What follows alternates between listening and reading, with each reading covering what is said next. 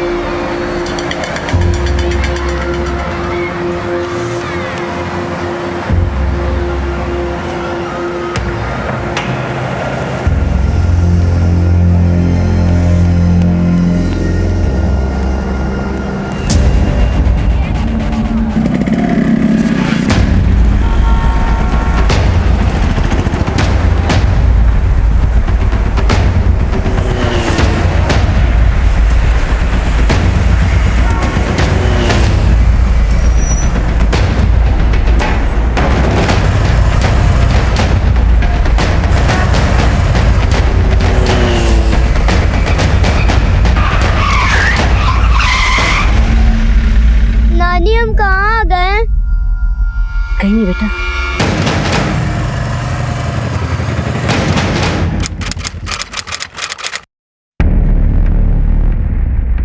Sir, ये हमारी 5 साल की बेटी है, नेहा। आज सुबह ही स्कूल छोड़ के आए थे, लेकिन अभी तक घर नहीं लौटी है। आप नेहा को स्कूल सिर्फ छोड़ने जाते हैं, लेने नहीं? नहीं सर, लाने का जिम्मा हमारा है। लेकिन हम मार्केट गए थे खरीदारी करने। स्कूल पहुंचने में थोड़ा लेट हो गया सर। स्कूल पहुंचे तो टीचर बोली कि नेहा को तो आपकी माँ कब के घर लेके चली गई। क्या?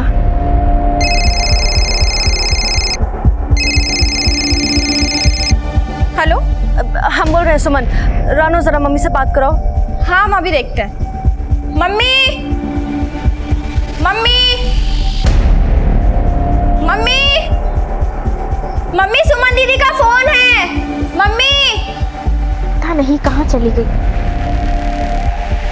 दीदी तुमने मम्मी को देखा है क्या? हम तुमसे कुछ पूछ रहे हैं, जवाब तो दो। या कानपुर में हड़ताल है? तुम मम्मी को आवाज लगाई हो, जवाब मिला नहीं ना? मतलब मम्मी घर में नहीं है। सुन लिया ना तुमने? आप मम्मी के फोन पर ही फोन कर लो।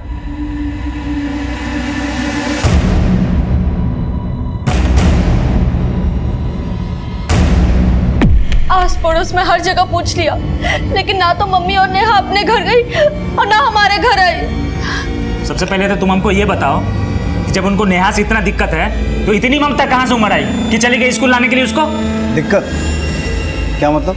अरे सर, क्या बताएं, वो हमारी सास है ना, कामिनी शुक्ला। ये हमारी बेटी नेहा को बिल्कुल पसंद नहीं करती है। मेरी बच्ची फूटी आंख नहीं सुहाती है उसको। हाँ, तुम तो ऐसे बोल रहे जैसे तुम्हारी माँ हमारी बच्ची की आरती उतारती है, मर जाती है। अरे वो हमारी बेटी को कोसती है। सर, हमारी सास हमें बिल्कुल पसंद नहीं करती, इसलिए वो हमारा पूरा गुस्सा हमारी बच्ची नेहा पे उतारती है। तुम्हारी माँ से फिर भी अच्छी है। वो तो तुम्हारी माँ को लड़का चाहिए था, इसलिए बार बार बोलती थी। नहीं माँ, हमें नेहा रुको एक मिनट। नेहा हमारी बात तो सुनो। नेहा, पापा अभी आते ही होंगे, पहले हाथ मुंह धो लो, पैकिंग कर लो, फिर खेलो, ठीक है? चलो। अरे क्या तुम भी जब देखो इसके पीछे पड़ी रहती हो। मेरी बात मानो, एक बेटा पैदा कर लो। एक बेटा होने से ससुराल में इज्जत रहती है। मम्मी, हमारे लिए लड़का और लड़की दोनों बराबर है ना? अच्छा चलो, अगर ये बात है ना तो आज हमारी वो गत होती जो आज है। मम्मी, ऐसा कुछ नहीं है। आज के जमाने में हमसे एक नहीं पलती, हम दो कैसे? रहने दो। अगर तू 2 बच्चे नहीं पाल सकती ना तो इसे अनाथ आश्रम में डाल दे। अगर तुमने इसे अनाथ आश्रम में नहीं डाला ना तो एक दिन हम ही इसका कोई इंतजाम कर देंगे। अब बताइए सर, कौन माँ अपनी बेटी को ये समझाती है कि अपनी बच्ची को अनाथ आश्रम भेज दो? बताइए आप ही। हाँ तो वो तुम्हारी माँ के डर से बोल रही थी। मेरी माँ से नहीं डरती थी, तुम्हारी माँ से मेरी माँ डरती थी। अच्छा अपनी ये जुगलबंदी बंद करो यार। अपनी बच्ची के लिए यहाँ आए हो या झगड़ने आए हो? सर हमारी बेटी को ढूंढिए सर, हमारी बेटी हमें दिलवा दीजिए। पता नहीं हमारी बच्ची किस हाल में होगी, कहाँ होगी। सर आप FIR लिखिए मेरी सास के खिलाफ, कामनी शुक्ला के खिलाफ। वही मेरी बच्ची को गायब की है। दादी हम कहाँ आ गए? कहीं नहीं बेटा।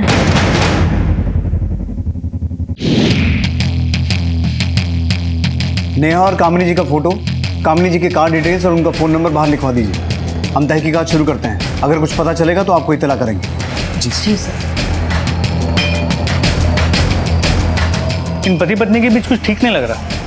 सक्सेना, फिलहाल हमारा टारगेट ये दोनों नहीं, हमें पहले कामिनी और नेहा के बारे में पता लगाना है। और एक बात नोट की, सुमन को अपनी बेटी की चिंता तो थी, अपनी माँ की कोई चिंता नहीं थी। बेटी सुमन और दामाद विवेक नेहा की नानी कामिनी पर ही नेहा के अपहरण का इल्जाम लगा रहे थे।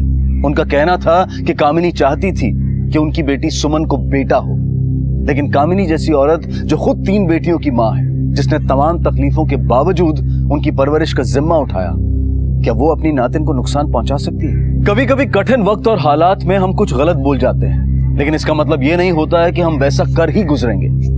क्या कामिनी ने जो कहा था वो कर दिखाया था, या फिर वो भी नेहा के साथ किसी मुसीबत में फंस गई थी? आखिर इन घटनाओं के पीछे किसका हाथ था?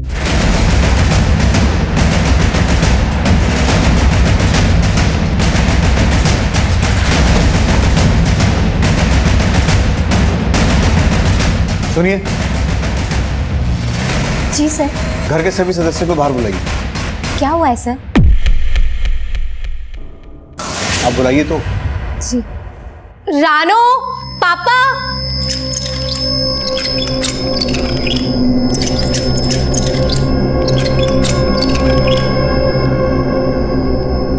कामिनी जी कहाँ है? सर हमें नहीं पता मम्मी कहाँ है।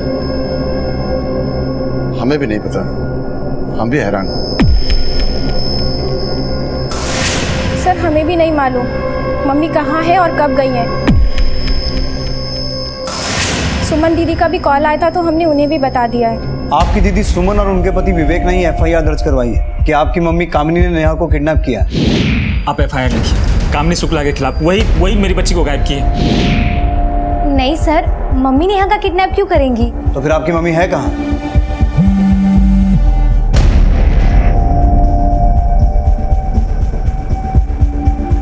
देखिए, इस बारे में कुछ भी जानते हैं तो बता दीजिए, वरना बाद में आपको बहुत दिक्कत होगी। सर हमें कुछ नहीं मालूम।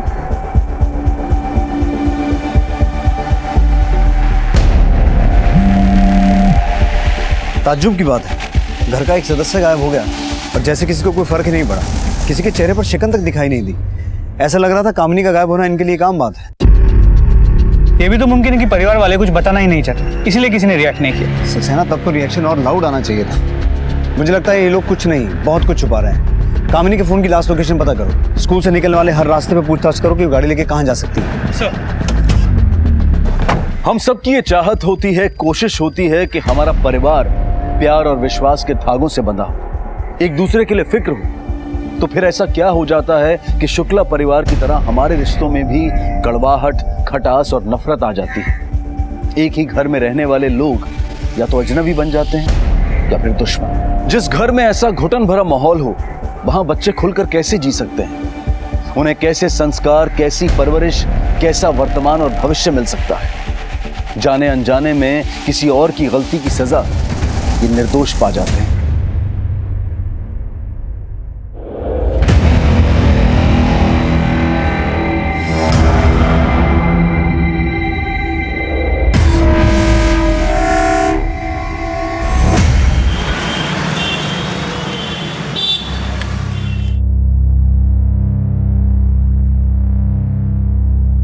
पापा, हम समझ सकते हैं कि पुलिस के सामने आप अपना मुंह नहीं खोले, पर पापा अब तो हमें बता दीजिए कि मम्मी और नेहा कहाँ है। कुछ तो बोली होगी मम्मी कि मम्मी नेहा के साथ कहाँ जा रही है। अपनी मर्जी की मालिक है, उसके लिए पति कुछ भी नहीं। आज तक कभी बताया है कुछ जो आज बता दे? मुझे कामिनी की नहीं नेहा की फिक्र है। वो उसे अपने साथ क्यों लेकर गई?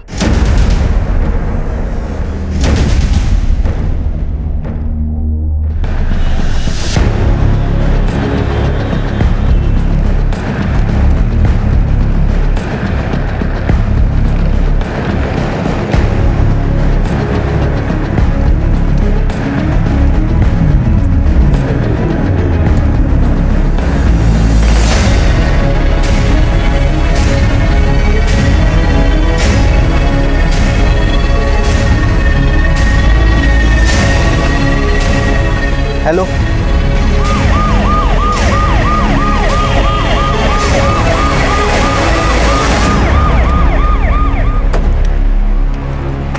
सर आइए, ये देखिए।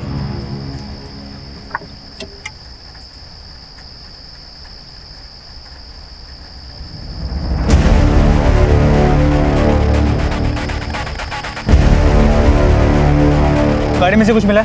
ये मिला सर।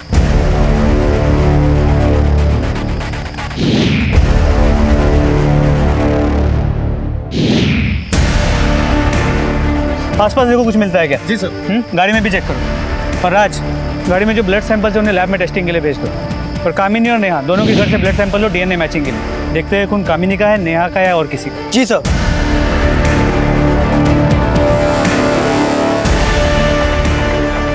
हाँ सर, यहाँ कामिनी की गाड़ी स्कूल से 6 किलोमीटर दूर एक सुनसान जगह पे मिली है, लेकिन आसपास ना कामिनी है ना नेहा।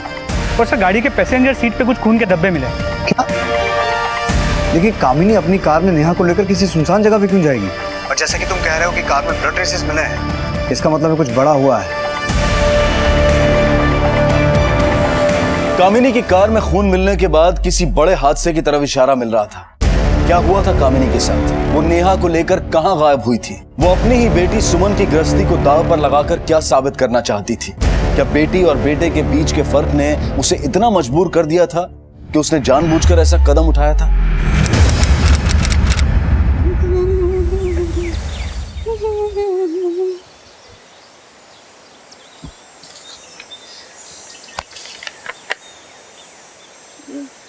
दीदी, दीदी नोटिस आया है, अगर बिजली का बिल नहीं भरा तो लाइट कट जाएगी। दीदी सुन रही हो? और मम्मी का भी 2 दिन से कुछ अता पता नहीं है, अब क्या करेंगे? दीदी हम तुम्हें कुछ बोल रहे हैं, मम्मी ने तो हमें फंसा दिया। सारे दोस्तों को बोला था कि हम बर्थडे की पार्टी देंगे, अब क्या बोलेंगे उनको? यहाँ घर की बिजली कट होने की नौबत आ गई है, बाई भी काम छोड़ के चली गई है, पर तुम हो कि तुम्हें तो पार्टी देने की पड़ी है। अरे कौन एलिजाबेथ की औलाद हो तुम कि पार्टी नहीं दोगी तो तुम्हारी शान में धब्बा लग जाएगा? हाँ ही बड़ी पार्टी देने वाली। दीदी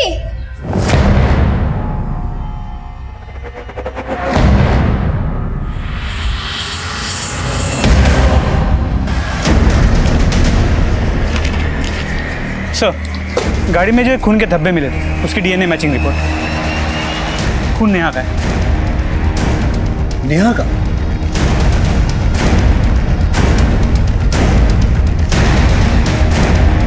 सुमन और विवेक को इन्फॉर्म कर दो कि कार में से जो खून मिला था वो उनकी बच्ची का है। ओके सर, ये केस अब बिल्कुल क्लियर हो गया है। कामिनी नेहा को पसंद नहीं करती थी, उसे सुमन से दूर करना चाहती थी। अगर तुमने इसे अनाथ आश्रम में नहीं रखा ना तो एक दिन हम ही इसका कोई इंतजाम कर देंगे। इसलिए कामिनी ने नेहा को स्कूल से पिक किया, एक सुनसान जगह पे ले गई, उसे मार दिया और खुद फरार हो गई। नानी हम कहाँ आ गए? कहीं नहीं बेटा। अगर कामिनी ने इतनी प्लानिंग की होती तो वो इस चीज का भी ध्यान रखती कि लोगों की नजर में ना आए। वो इस तरह से सबके सामने नेहा को स्कूल से पिक नहीं करती और अपनी गाड़ी ऐसे नहीं छोड़ती। हो सकता है कामिनी खुद किसी हादसे का शिकार हुई हो या फिर कामिनी और नेहा दोनों। सर अगर ऐसा है तो फिर मौका वारदात में नेहा के खून का मिलना एक बड़े हादसे की तरफ इशारा कर रहा है। सक्सेना, अगर इस केस में हमें आगे बढ़ना है तो हमें कामिनी के बारे में और इन्फॉर्मेशन निकालनी पड़ेगी। लेकिन प्रॉब्लम यह है कि उसके घर वाले कुछ बोल नहीं रहे हैं। कामिनी के बारे में बाहर से इन्फॉर्मेशन निकालता है, उसकी बैंक डिटेल्स निकालो। वो जहाँ कहीं भी है उसे पैसों की ज़रूरत तो पड़ेगी। अगर उसने किसी एटीएम से पैसे निकाले तो हमें उसकी लोकेशन का पता चल सकता है और उसके आस पड़ोस में से भी उसके बारे में पूछताछ करें। जी सर। क्या बताओ कामिनी के परिवार के बारे में। उसका पति बेचारा कुर्सी से हिल भी नहीं पाता और दिव्यम को तो अभी अभी ब्यूटी पार्लर में नौकरी लगी थी। बाकी सब तो घर में बैठ के खाते हैं। जैसे तैसे तो कामिनी ने उसकी बेटी सुमन उसके हाथ पीले कर दिए। 10 साल हो गए राजकमल के एक्सीडेंट को, पर घर में कोई चीज की कमी नहीं है। पता नहीं कामिनी पैसे कहाँ से लाती है।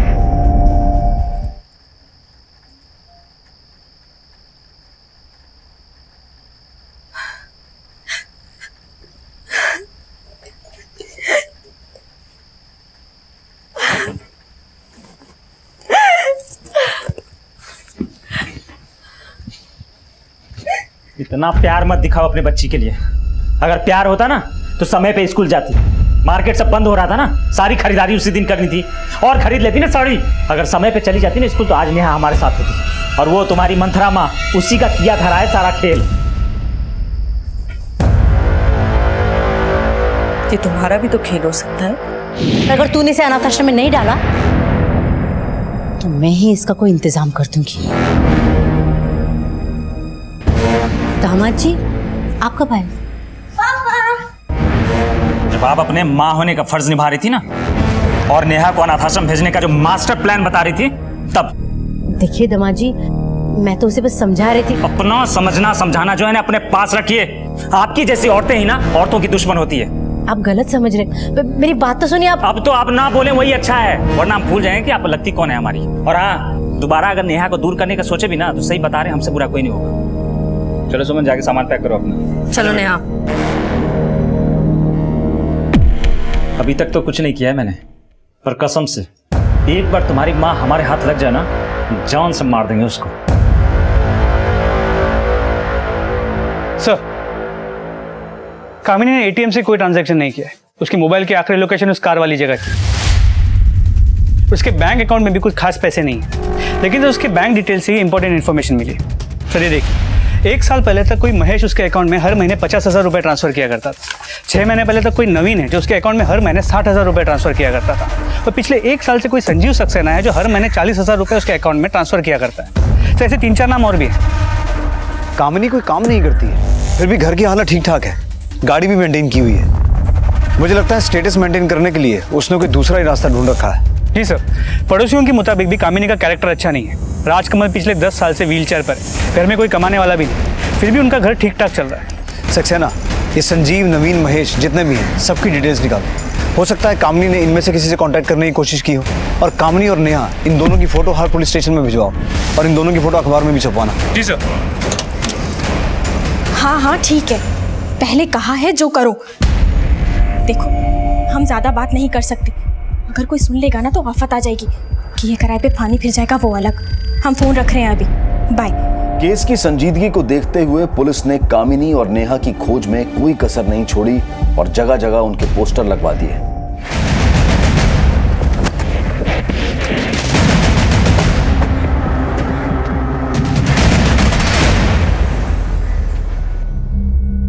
सर, मेरा उससे कोई चक्कर वक्कर नहीं था। अगर वो मेरे लिए कुछ करती थी तो पैसों से मैं उसकी मदद किया करता था। संजीव, तुमने इस महीने के पैसे ट्रांसफर नहीं किए। अरे परेशान क्यों होती हो, कर दूंगा। एक हाथ दे एक हाथ ले। सर, अपना तो सीधा सा फंडा है। उसे मुझसे पैसों के अलावा और कुछ नहीं चाहिए था और मुझे समझ गया। कुछ आइडिया है वो कहाँ जा सकती है? उसने तुमसे या तुमने उससे कोई कांटेक्ट किया? नहीं सर। सर, कामिनी के साथ मेरा अफेयर मेरी बीवी के कार एक्सीडेंट में गुजर जाने के बाद शुरू हुआ। हालांकि उसे मैं बहुत पसंद भी करता था और उससे शादी भी करना चाहता था, पर यह बात मैंने उससे कई बार कही भी थी, लेकिन उसने कहा कि देखो, ख्याली पुलाव पकाना बंद करो। हमारे बीच में जो भी है बस यही तक है। ये प्यार व्यार ना सारा झूठ चक्कर है और मुझ पर बहुत सारी जिम्मेदारियां हैं। मैं ये जो सब कुछ कर रही हूँ ना अपने घर वालों के लिए कर रही हूँ। तो लेकिन कामिनी, मैं तुमसे बहुत प्यार करता हूँ और मैं तुमसे शादी करना चाहता हूँ। सेंटिमेंटल होने की कोई जरूरत नहीं है। वैसे भी इस उम्र में शादी करने का मेरा कोई शौक नहीं है और ना ही कोई ख्वाहिश। अरे लेकिन इसमें बुराई क्या है? एक पति से परेशान हूँ, उसमें अच्छाई भी क्या है? अरे लेकिन मेरी बात तो सुनो कामिनी। तो उसने आपका घोड़ी चढ़ने का सपना तोड़ दिया और साथ ही दूसरे मर्दों के साथ संबंध भी बनाती रही। कहीं इसी बात से नाराज होकर आपने तो गायब नहीं किया उसे? सच सच बताइए महेश जी, क्या किया कामिनी के साथ?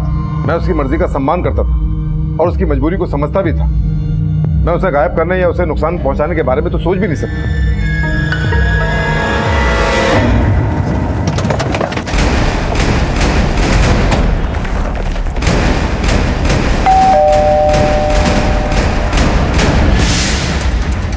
जी सर, नवीन बजाज घर पे हैं? जी सर, हम मानते हैं कि हमारे कामिनी के साथ निजी संबंध थे। सुनो, इस महीने के पैसे ट्रांसफर करने वाले थे ना, कब करोगे? कर देंगे, हम पर विश्वास नहीं है। चलो, तुम्हारी खातिर ये भी सही।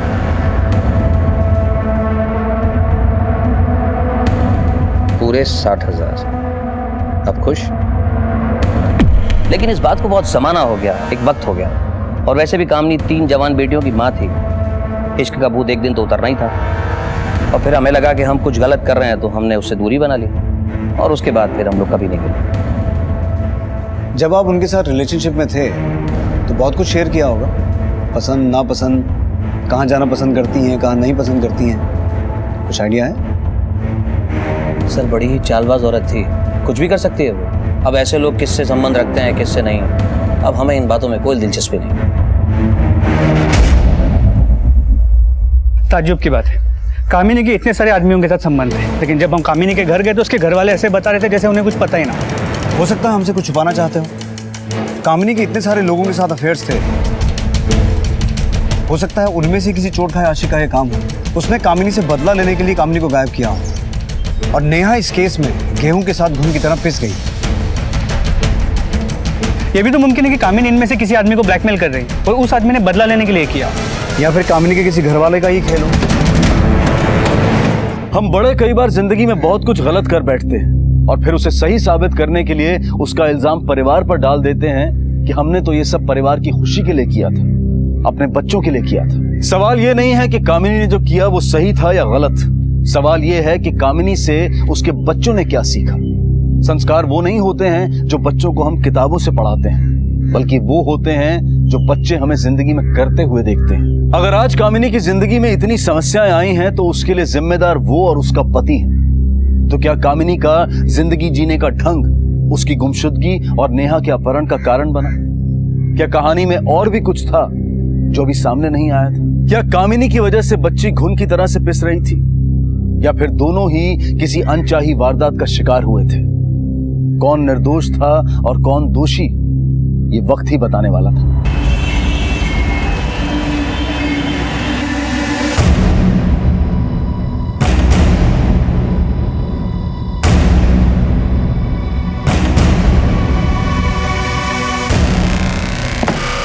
हाँ ठीक है, तुम फोन रखो, हम पहुंच रहे हैं। ठीक है, बाय। आप अच्छी तरह से जानते हैं कि आपकी पत्नी क्या काम करती है, कहां से इतने पैसे लाती है। इस बारे में हम क्या कहते? कोई इज्जत की बात तो नहीं थी। वैसे कितने लोगों के साथ संबंध थे उनके? सर, एक के साथ हो तो बताएं, यहाँ तो अनगिनत हैं। अभी कहाँ हो सकती हैं वो?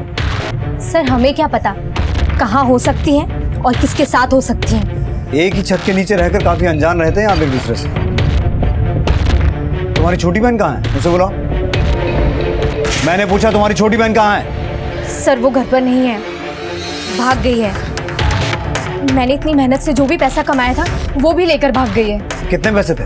सर, पूरे 25,000। सक्सेना, रानू की फोटो और मोबाइल नंबर ले लो इनसे। सर,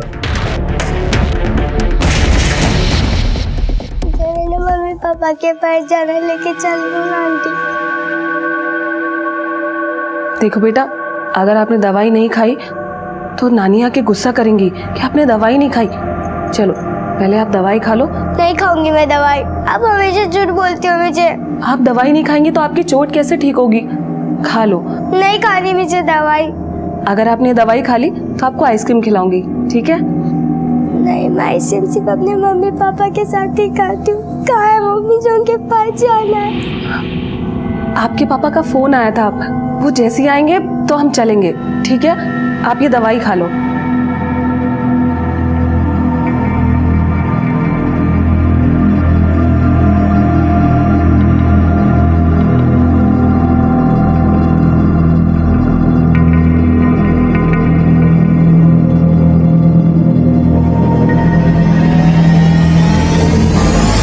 रानो आखिर जा कहाँ सकती है?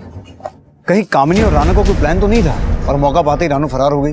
सक्सेना, 26 अक्टूबर का इस पूरे परिवार का कॉल रिकॉर्ड निकालो। पता करो शाम को 4 बजे के आसपास जब कामिनी और नेहा गायब हुए थे ये सब कहाँ थे, और रानो का फोटो सर्कुलेट करवाओ।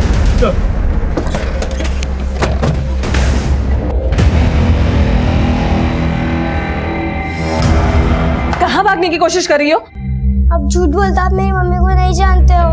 अगर मैं झूठ बोल रही होती तो ये डॉल मेरे पास कैसे आती? ये आपके पापा ने आपके लिए भिजवाई है।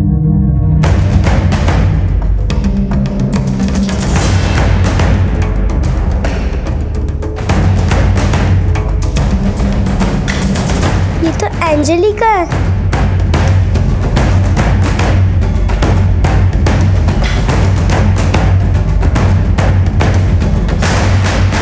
हेलो, काम हो गया।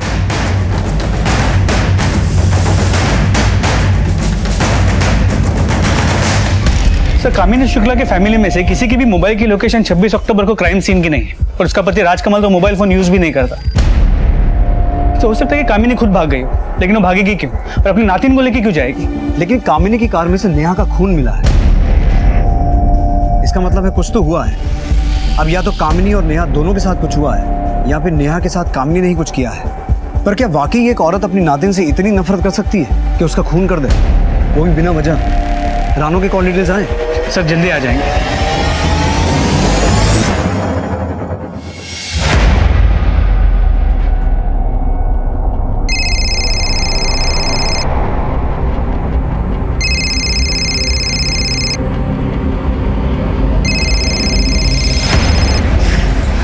हेलो, हाँ बोलो। अभी? पर कैसे? अच्छा ठीक है, चलो हम अभी आते हैं। रानो के मोबाइल की last location Lucknow Gorakhpur highway की, पर रानो के कॉल रिकॉर्ड में ये एक नंबर है जिससे वो अक्सर बात किया करती थी। ये नंबर फेक आईडी पे रजिस्टर्ड है, पर इस नंबर की अभी की लोकेशन हाईवे की है। हो सकता है नंबर कामिनी यूज कर रही हो, और ये सारी प्लानिंग कामिनी और रानो की हो। कामिनी ने रानो को फोन किया और रानो घर से पैसे चुराकर कामिनी के पास पहुंची हो। सक्सेना, अगर ये थ्योरी सही है तो उनके शहर छोड़ने से पहले हमें उन्हें पकड़ना होगा। लेकिन वो नेहा को अपने साथ क्यों ले जाएंगे और उसके साथ करना क्या चाहते होंगे? अब इसका जवाब तो रानो या कामिनी दे सकता है।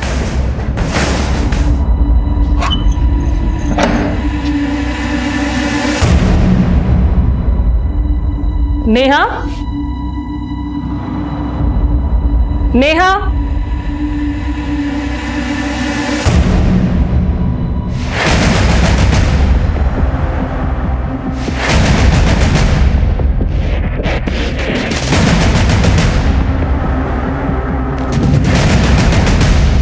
नेहा, हेलो। हमसे नहीं होगा, हमने बहुत कोशिश कर ली।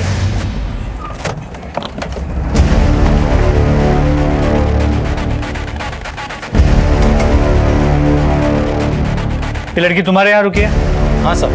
कौन से कमरे में? ये 202 में। चलो। तेरे साथ सब कुछ किया, अपना सब कुछ दे दिया और तूने मेरे साथ धोखा दिया। धोखा नहीं किया मैंने तुझे। शादी नहीं करूंगा मैं। क्यों नहीं करेगा शादी? नहीं करूंगा शादी। क्यों नहीं करेगा शादी? तुझे करनी पड़ेगी शादी। नहीं करूंगा शादी।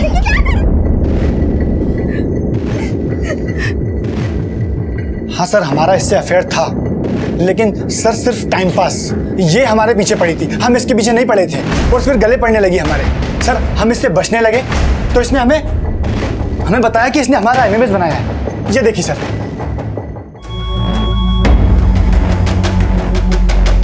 इसके बाद इसने हमें ब्लैकमेल किया कि अगर हमने इससे शादी नहीं की तो ये हमारा वीडियो वायरल कर देगी।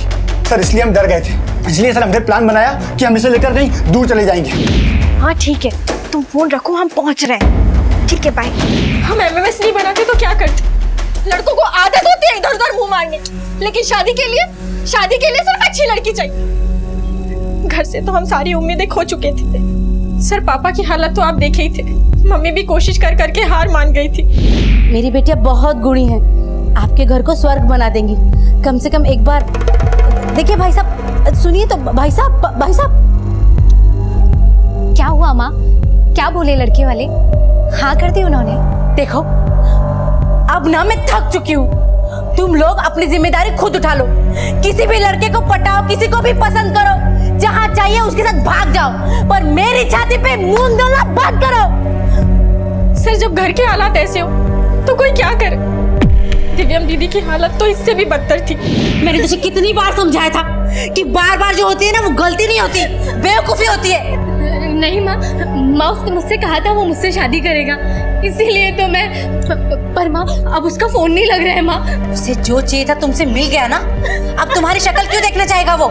देखो मेरे डॉक्टर से बात हो गई है, अभी भी वक्त है, अबॉर्शन किया जा सकता है।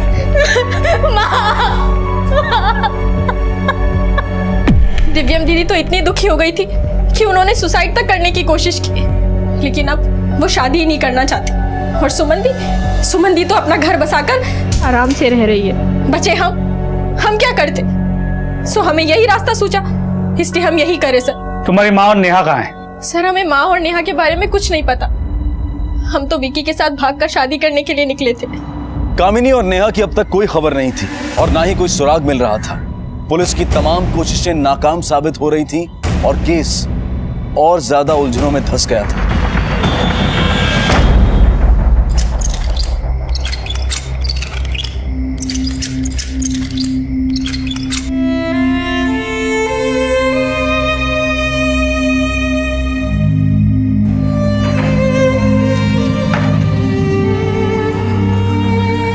आपकी दीदी सुमन और उनके पति आप अच्छी तरह से जानते हैं कि आपकी पत्नी क्या काम करती है। आपकी मम्मी कामिनी ने नेहा को वैसे कितने लोगों के साथ संबंध थे उनके? सर एक के साथ हो तो बताएं, यहाँ तो अनगिनत है।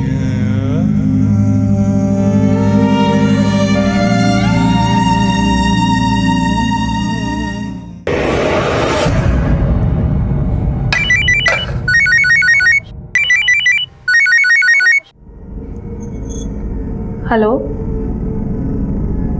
बच्ची को मार दो? नहीं, मैं उसे नहीं मार सकती। नहीं, तुम मत आना, मैं करती हूँ।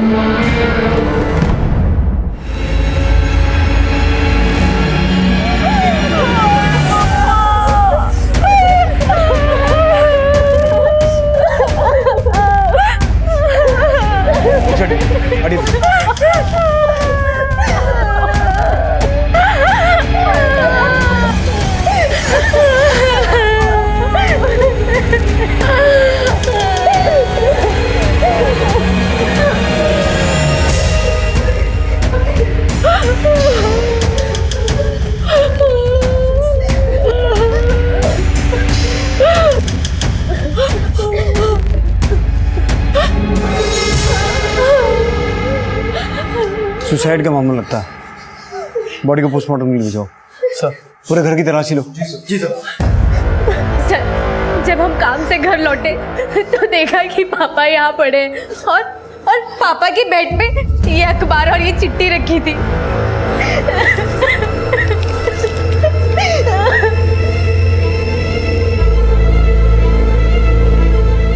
आज मैं कबूल करता हूँ कि गलती कामिनी की नहीं मेरी है। मैं इस घर में अकेला मर्द हूँ, इसलिए घर की जिम्मेदारी भी मेरी ही बनती है। पर मेरा अपाहिज होना इस घर के लिए और घर वालों के लिए बोझ हो गया और बेचारी कामिनी को वो सब करना पड़ा जो वो कभी करना नहीं चाहती थी। उसने सारी बदनामी, सारे कीचड़ अपने ऊपर ले लिए ताकि हम सब पाक साफ रह सकें, पर उसकी मेहनत बेकार गई क्योंकि तीनों बेटियों की ज़िंदगी बर्बाद हो गई। कामिनी ने माँ और बाप दोनों का फ़र्ज़ निभाने की कोशिश की, पर अब मैं मेरे परिवार की और तबाही ना बर्दाश्त कर सकता हूँ और ना अनदेखा कर सकता हूँ। मेरी मौत का जिम्मेदार मेरे अलावा कोई नहीं है, राजकमल। शुक्ला परिवार में सिर्फ सुमन की ज़िंदगी ठीक चल रही है। बावजूद इसके राजकमल ने अपने सुसाइड नोट में ये लिखा कि उसकी तीनों बेटियों की ज़िंदगी बर्बाद हो गई। इसका मतलब ये है कि सुमन की ज़िंदगी सिर्फ दिखने में ठीक है जबकि उसकी ज़िंदगी में भी कुछ चल रहा है। फिर तो सुमन की लाइफ की प्रॉब्लम ही कामिनी और नेहा के गायब होने का कारण हो सकती है। हो सकता है कि सुमन ने कामिनी की नेहा से छुटकारा पाने वाली बात मान ली, फिर उसके बाद कामिनी नेहा को लेकर गायब हो गई। सक्सेना, अगर ऐसा है फिर तो कामिनी ने सुमन से कांटेक्ट जरूर किया होगा। जितना जल्दी हो सके सुमन के कॉल रिकॉर्ड्स निकालो। हो सकता है सुमन को माँ होने के नाते जो अपनी इंक्वायरी से हमने बाहर रखा है वो हमारी भूल है। सर, सास बहू में साहब कभी बनती ही नहीं थी। एक पूरब जाती है, दूसरी पश्चिम। और सुमन का क्या बताएं साहब, पहले तो एकदम ठीक ठाक रहती थी, पर अब ना जाने उसको क्या हुआ है।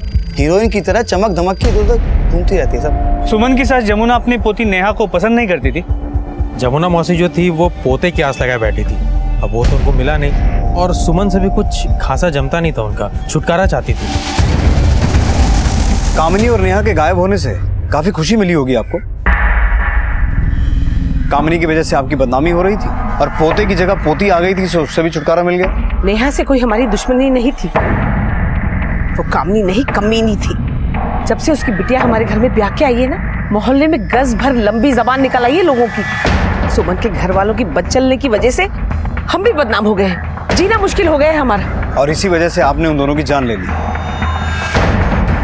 नहीं साहब, अगर इस हादसे में आपका जरा सा भी हाथ हुआ ना, तो याद रखिएगा आपकी बदनामी जेल तक आपके साथ जाएगी।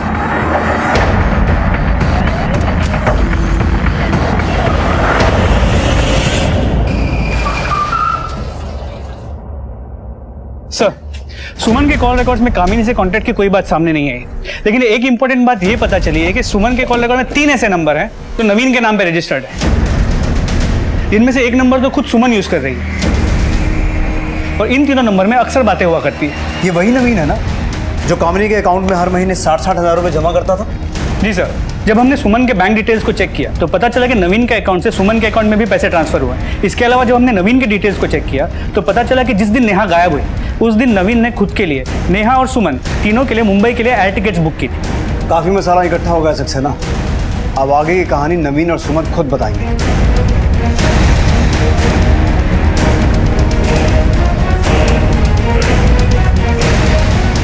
ये रहे तुम्हारे कॉल रिकॉर्ड्स और बैंक डिटेल्स। अब सब कुछ सच सच बता दो, वरना हम तो सच उगलवा ही लेंगे।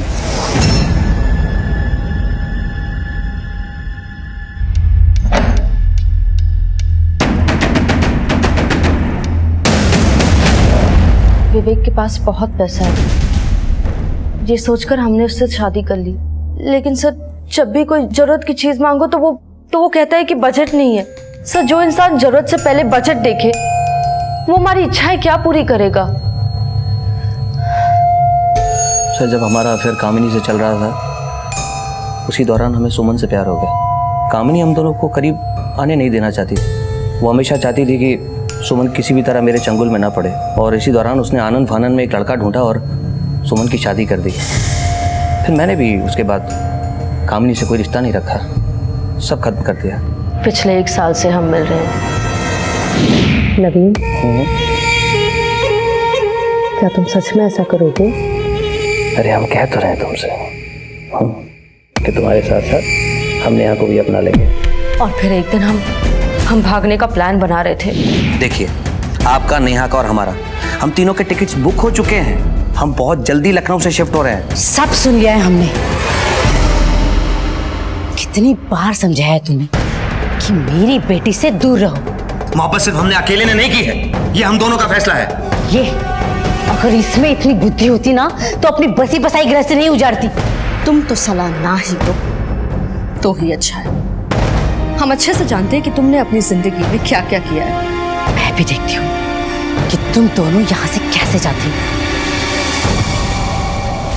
सर, प्लान के मुताबिक सुमन को नेहा को स्कूल से लेने जाना था। किसी कारण से सुमन लेट हो गई और उससे पहले कामिनी नेहा को लेकर स्कूल से चली गई। मम्मी नेहा को कहाँ लेकर गई, उसके साथ क्या किया, हमें कुछ। खुद कामिनी के साथ क्या हुआ हमें इस बारे में कुछ भी नहीं खबर। ठीक है, फिलहाल तुम दोनों जा सकते हो, लेकिन जब तक ये केस सॉल्व नहीं हो जाता भागने की सोचना भी मत।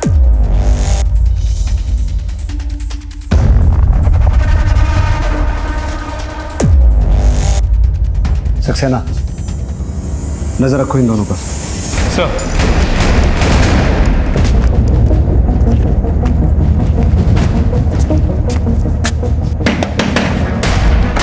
जाओ बेटा जल्दी।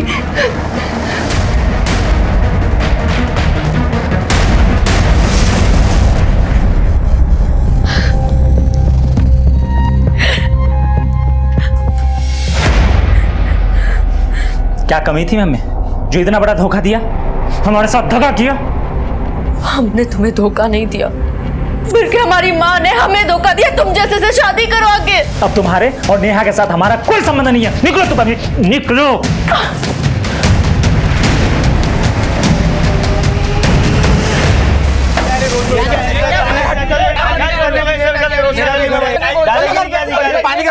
बंद करो सब। अरे वो दरोगा जी, ओ दरोगा जी, वो लड़की को क्या हो गया? क्या हो गया? वो लड़की को तो बच्ची गिर गई, बच्ची गिर गई। अरे कोई पानी लाओ, पानी जल्दी पानी लाओ। क्या बेटा? नेहा, बेटा तुम्हारी नानी कहाँ है? वो उस दिन तुम स्कूल से लेने आई थी ना, उसके बाद क्या हुआ था? हम दोनों जा रहे थे तो बाइक वाले अंकल आके और मैं बेहोश हो गई थी। तो जिन अंकल ने तुम्हारी नानी की कार रोकी थी, उन्हें मारा था, तुम्हें उनका चेहरा याद है? नहीं, उन्होंने हेलमेट पहन रखा था। तो जब तुम्हें होश आया, तुम कहाँ थी? मैं एक आंटी के घर थी। आंटी के घर पे?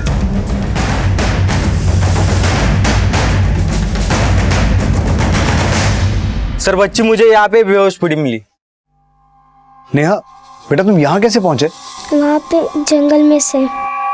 और तुम जंगल में कैसे पहुंचे? वहाँ बस एक ही घर है।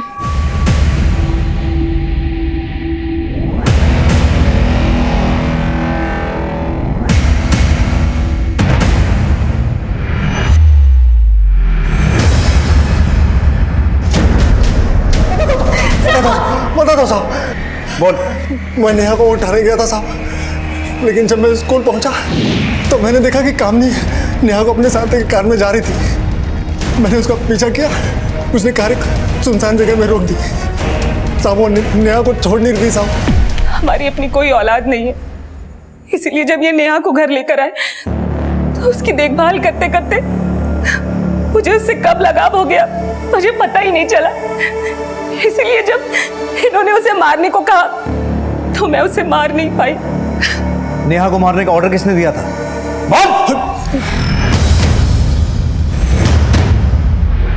सर, हम सुमन को बहुत प्यार करते हैं, लेकिन उसकी बच्ची को नहीं अपनाना चाहते थे। लेकिन एक सुमन है कि बिना बच्ची के हमारे पास आना ही नहीं चाहती थी, इसलिए फिर हमने रमन को बेचा कि उसकी बच्ची को किडनैप करे और मार दे। नवीन,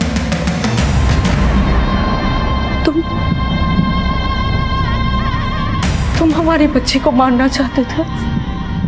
तुम हमारी बच्ची को मारना चाहते थे? तुम इतने स्वार्थी कैसे हो सकते हो?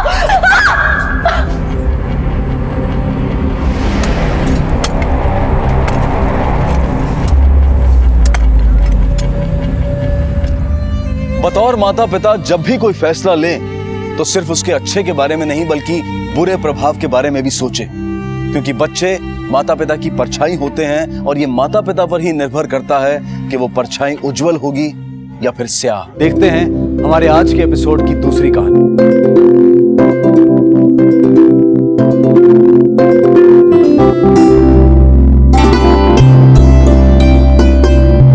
नमस्कार, आदाब। क्राइम पेट्रोल डायल 100 के बाल सुरक्षा सप्ताह में आप सबका स्वागत है।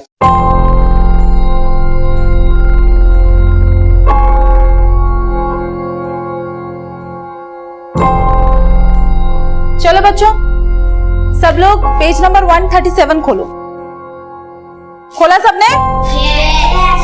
रिया, रिया, पेज नंबर 137 ओपन करो।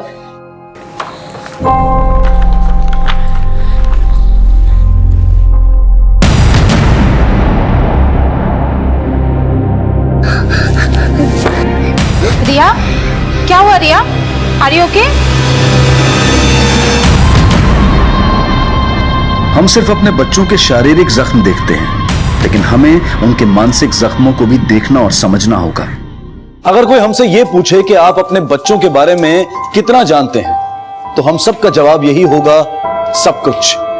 लेकिन सिर्फ जानना ही काफी नहीं है, उन्हें समझना भी बहुत जरूरी है। कभी कभी सब कुछ जानते हुए भी उनके अंदर चल रहे तूफान को ना समझ पाने से कोई बड़ा हादसा हो सकता है, जो उनके साथ साथ हमारी जिंदगी को भी बदल कर या बिखेर कर रख सकता है। आज देखते हैं बच्चों को जानने और समझने के बीच के फर्क को दर्शाती जुर्म की एक अनोखी दास्तां।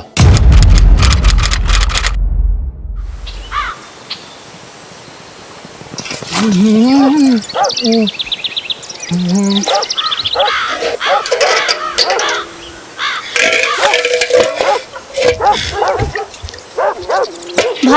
तुमने हमारी साइकिल का हैंडल तोड़ दिया, अब तुम ही ठीक करो वरना हम जा रहे हैं शिकायत करने तुम्हारी बाबूजी के पास। क्या बोला बे? पजामे में हो उसमें रहो, पतलून में आने की कोशिश ना करो वरना देंगे खींच के कंटाप। और क्या बाबूजी बाबूजी लगा रखा है? बाबूजी ने हमें छुआ भी ना तो तुम्हारी जान ले लेंगे हम। चलो जाए ऐसे।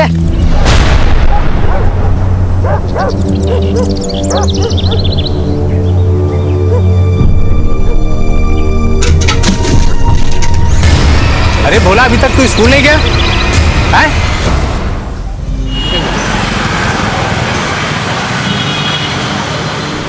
अच्छा माँ, मैं ऑफिस जा रहा हूँ। अरे रिया, तुम आ गई स्कूल से? रिया, ये क्या है? फेंको उसको नीचे। मैं कुछ कह रहा हूं ना आपसे, फेंको उसको नीचे। नो नो नो रिया, रिया रिया।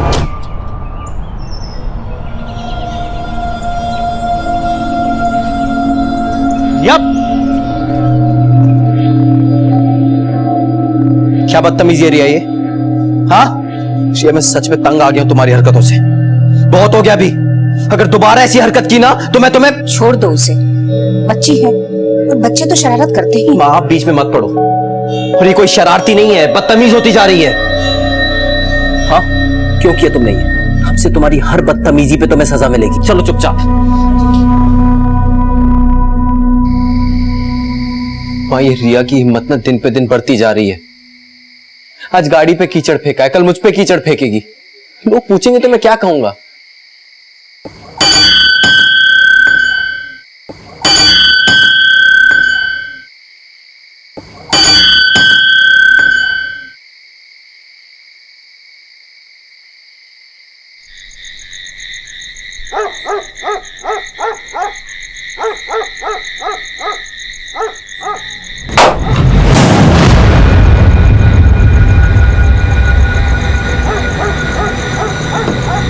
कौन है?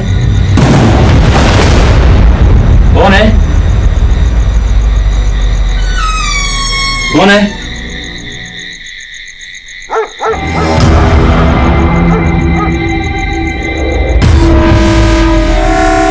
मास्टर जी, आपने हड्डी फेंकने वाले को देखा था? शक्ल तो देख ना पाए हम, अंधेरा बहुत था ना। चेतन, इस बोन को फॉरेंसिक भेजो और इस गांव में जितने भी लोग लापता हुए हैं सबकी एक लिस्ट निकालो।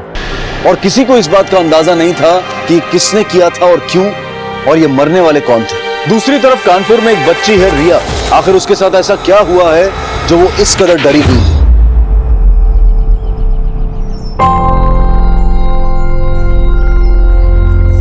हो गया बेटा, दिखाओ।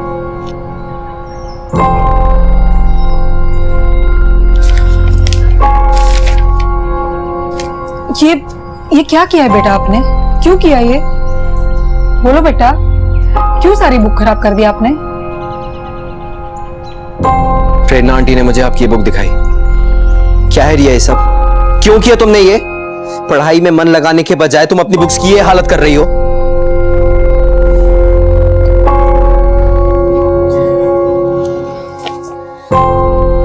देखो रिया,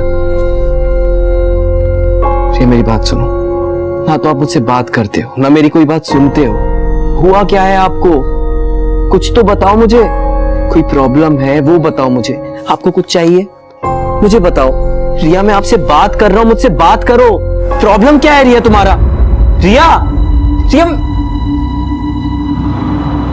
अजय, इसे फोर्स मत करो, हमें कोई और उपाय ढूंढना होगा। ये बात आपको आज समझ आई है? 6 महीने बाद? 6 महीने से आपकी बेटी किसी से बात नहीं कर रही है और साइकेट्रिस्ट के पास आप उसे आज लेकर आए हैं? इतनी छोटी उम्र में इसके और भी कई भयानक रीजंस हो सकते हैं। जरूर इसके साथ कुछ ऐसा हुआ है जिसकी वजह से इसको इतना बड़ा सदमा लगा है। हाँ डॉक्टर, 6 महीने पहले कैंसर की वजह से रिया की माँ की डेथ हो गई थी, तभी से उसने बात करना बंद कर दिया है। आई एम सॉरी, बट आपको मेरे पास उसको पहले लेकर आना चाहिए था। आप सोच भी नहीं सकते हैं कि एक बच्चे के लिए उसकी माँ की मौत का सदमा कितना बड़ा होता है। Anyways, I will try my level best. Ajay को गलतफहमी थी कि वो रिया के बारे में सब कुछ जानता है, लेकिन सच्चाई ये है कि उसने कभी रिया की मनोदशा को समझने की कोशिश ही नहीं की। माँ बाप होने के नाते ये हमारा फर्ज है कि हम बच्चों को पूरी तरह से अपने विश्वास में लें और उन्हें समझें, उन्हें जानने की कोशिश करें। सर, गांव में मिली बोन्स की फॉरेंसिक रिपोर्ट के मुताबिक वो हड्डी किसी 30 से 35 साल की औरत की है। बोन्स में सल्फ्यूरिक एसिड मिला है जिससे बॉडी को गलाया गया है और हड्डियों को भी नष्ट करने की कोशिश की गई है। रिपोर्ट के मुताबिक मौत 6 महीने पहले हुई है। Excuse me. हेलो, क्या? ठीक है, हम पहुंचते हैं। सर, गांव में एक और जगह पे इंसानी हड्डी मिली है। क्या?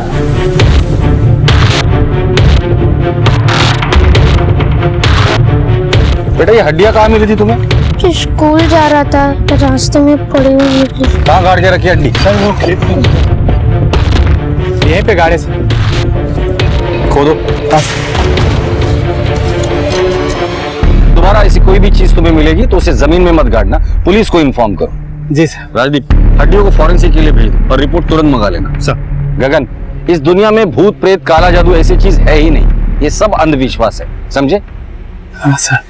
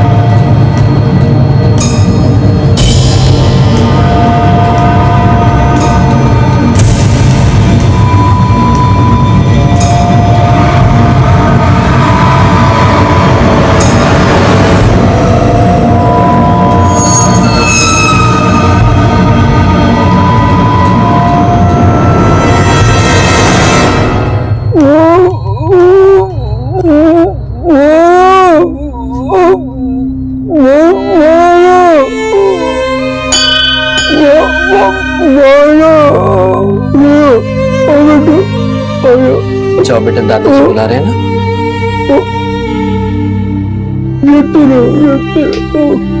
पढ़ाई पे ध्यान दो, पढ़ाई पे। चल, आ जाओ।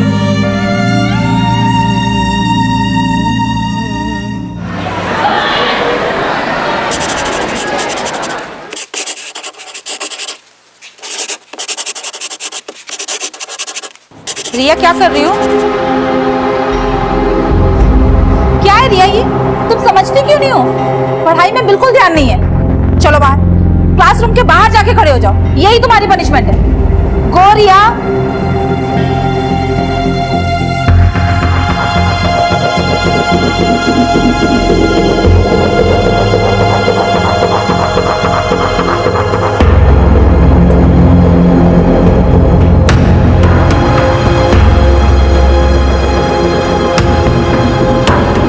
राष्ट्रीय हमारे स्कूल का कानपुर में सबसे बढ़िया रिजल्ट था।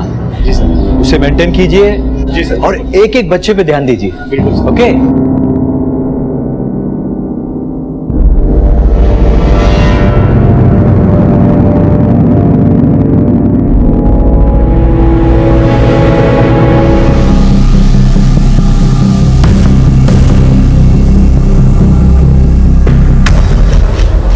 जी सर। सर, अपडेट करता हूं मैं आपको। चौबे, एक चाय बोलना। फॉरेंसिक रिपोर्ट के मुताबिक 2 अलग अलग इंसानों की हड्डी है। भोला को जो हड्डी मिली थी वो किसी 30 साल की औरत की है। तुमने गांव के अनसॉल्व मर्डर और मिसिंग कंप्लेंट्स चेक किए? हो सकता है ये लोग उन्हीं में से हो। नहीं सर, अनसॉल्व मर्डर केस तो नहीं लगता, लेकिन हाँ, पिछले 3 महीनों में उस गांव के और उस गांव के आसपास के गांव से 6 लोग लापता हुए थे और सब एक के बाद एक 3 हफ्तों के अंदर गायब हुए थे। 2 का तो पता चल गया, लेकिन सर सबसे शॉकिंग बात यह है कि उसमें से कोई भी 30 से 40 साल का नहीं था और ना ही कोई औरत थी। अगर ये हड्डियां उन मिसिंग लोगों की नहीं है तो फिर किसकी है? इसका मतलब कुछ तो बड़ा चल रहा है, लेकिन क्या?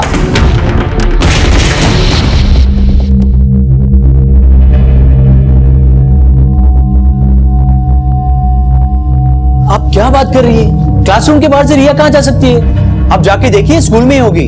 सर वो दिख ही नहीं रही, मैंने तो बस उसे क्लासरूम के बाहर खड़े होने के लिए बोला था। सर मैंने पूरा स्कूल देख लिया, रिया कहीं भी नहीं मिली।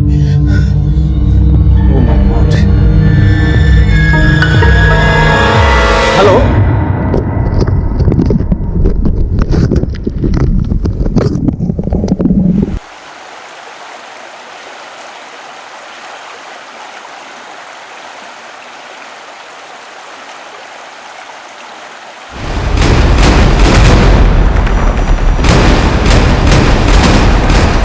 जो कोई भी ये सब कर रहा है ना, उसने इंसान की कीमत गाजर मूली से भी कम लगाई है। नदीम। जी सर। हड्डियों को फॉरेंसिक के लिए भेज दो। जी सर।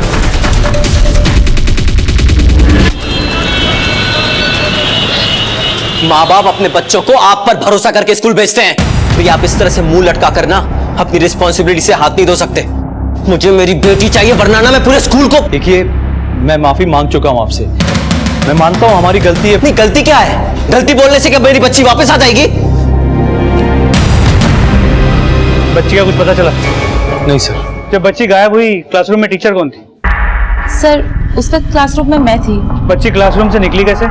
मैंने ही उसे पनिशमेंट देकर क्लासरूम के बाहर खड़ा किया था, पर जैसे ही 10-15 पे मेरी क्लास खत्म हुई तो मैंने देखा रिया वहां पर नहीं थी। सर ये पहला ही केस है, आज तक हमारे स्कूल में ऐसा कभी नहीं हुआ। बहुत अच्छी रेपुटेशन है हमारी। केस पहला है या आखिरी, हम बाद में देखेंगे। इतना बड़ा स्कूल है, सीसीटीवी कैमरा तो होंगे ना? Yes sir. सुबह 10 बजे की बात की फुटेज दिखाइए। आइए सर।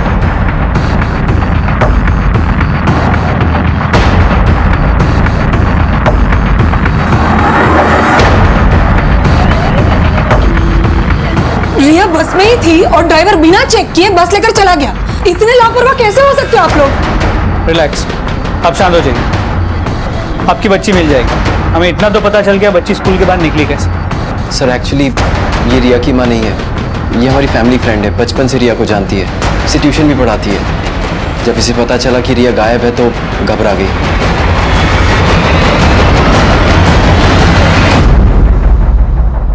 बच्ची कहाँ है? कहाँ रखा तूने उसे? साहब मुझे पता ही नहीं था, रिया बस में। मैं तो दोपहर के बच्चों को लेने के लिए गया था, मालूम नहीं साहब कहीं बीच में उतर गई होगी। तूने बस कहाँ रोकी थी? साहब सुबह के वक्त ज्यादा ट्रैफिक नहीं था, लाल बत्ती की वजह से बस एक जगह गणेश मंदिर के पास रुकी थी, उसके बाद सीधे बस स्टॉप पे गई। साहब मैंने कुछ नहीं किया सर। अगर तेरी एक भी बात झूठ निकले ना, वापस बस चलाने लायक नहीं रहेगा। चलो यादव, एक बात तो क्लियर है, बच्ची स्कूल से बाहर बस में निकली है। इस ड्राइवर ने जो अपना रूट बताया और उस गणेश मंदिर के पास, रिया की फोटो दिखा और पता करो किसी ने उसे देखा है क्या? सर नदी से मिली बोन्स एक ही नहीं बल्कि 6 लोगों की, इसमें बच्चों से लेकर बुढ़ों तक की हड्डियां शामिल है। सर कुछ समझ में नहीं आ रहा, एक के बाद एक हड्डियां आ कहां से रही है? हो सकता है ये सारी हड्डियां इस गांव की नहीं बल्कि किसी और गांव की है, जो नदी के बहाव में बहते हुए यहाँ तक पहुंच गई है। एक काम करो, ऊपर जितने भी गांव है वहां जाकर पता करो कि उस गांव में कोई अनसॉल्व मर्डर या मिसिंग केस है या नहीं। सर मुझे लगता है ये कोई मास मर्डर का काम है जो लगातार जगह बदल रहा है, लेकिन सर इनको छुपना ही चाहता है तो 6 महीने बाद एक के बाद एक हड्डियां आ कहां से रही है? आ रही है, लाई जा रही है, ये पता करना बाकी है।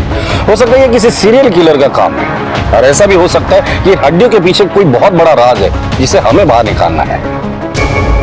दूसरे शहर से एक स्पेशल ऑफिसर को अपॉइंट किया गया था। दूसरी तरफ 8 साल की मासूम रिया लापता हो गई थी।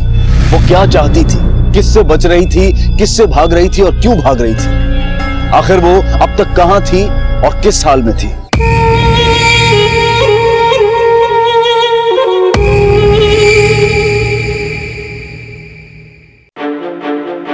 पुलिस बस के रूट पर रिया की तलाश कर रही थी, पर उनके हाथ निराशा ही लगी।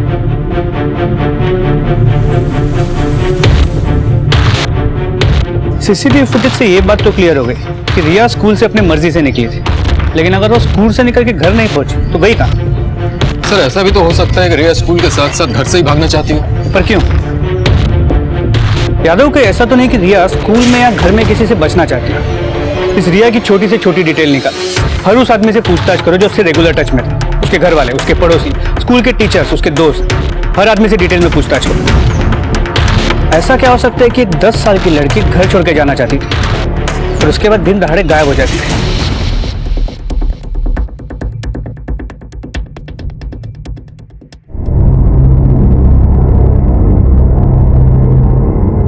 अजय प्लीज संभालो अपने आप को। रिया मिल जाएगी। तुम्हारे ऐसे उदास होने से वो वापस नहीं आएगी। मेरी गलती है, ये सब कुछ मेरी वजह से हुआ है। एक अच्छा बाप नहीं बन पाया। नहीं अजय, तुम्हारी वजह से कुछ नहीं हुआ। क्यों खुद को कोस रहे हो तुम? वो बच्ची है, खेल खेल में कहीं चली गई होगी। बाकी सब ठीक है, बस थोड़ा बीपी बढ़ा हुआ है। और प्लीज रिया के बारे में कुछ मत बताना, नहीं तो इनकी तबीयत और बिगड़ सकती है। नहीं भी बताएंगे तो भी उन्हें पता चल जाएगा। मुझे तो लगता है उनको शक हो गया कि कुछ गड़बड़ है। मुझे तो समझ नहीं आ रहा कि वो रिया के बारे में पूछेंगे तो क्या जवाब दूंगा। तुम टेंशन मत लो, रिया मिल जाएगी। प्रेरणा, मैं चलता हूँ, अगर तुम्हें रुकना हो तो रुक जाओ। जी भैया। नहीं इट्स ओके। प्रेरणा तुम जाओ, काफी रात हो गई है। जाओ, मैं कह रहा हूँ।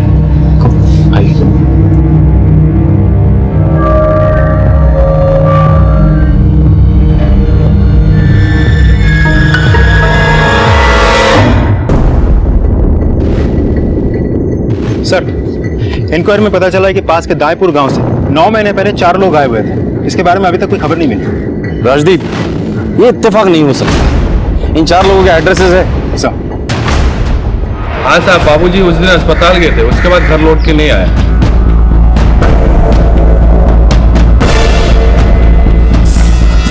हमने सुना आपकी बेटी खो गई। हाँ सर, उस दिन बेटी घर पे ही थी। मैं पानी लाने बाहर गई थी और लौट के देखा तो बच्ची घर पे नहीं थी साहब।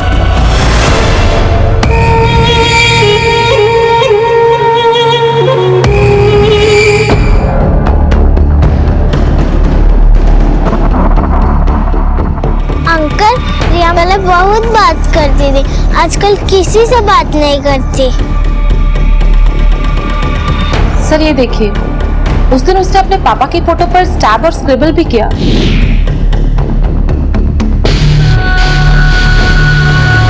ये क्या कर रहे हैं आप?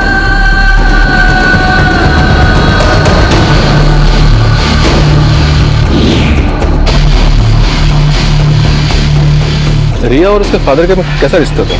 किसी के घर में क्या चल रहा है क्या पता, पर अजय अक्सर रिया को मारता था।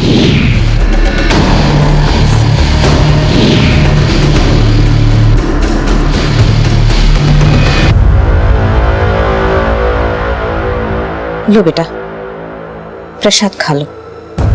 बाबा का प्रसाद है, सब कुछ ठीक हो जाएगा। देखना, रिया भी मिल जाएगी।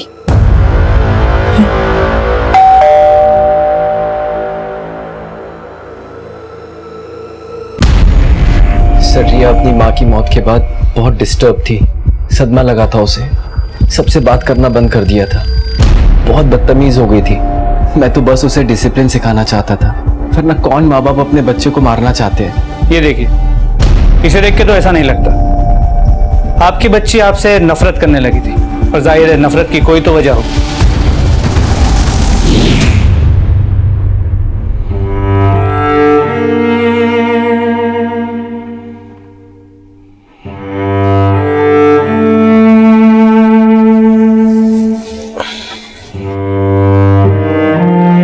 मम्मी की याद आ रही है?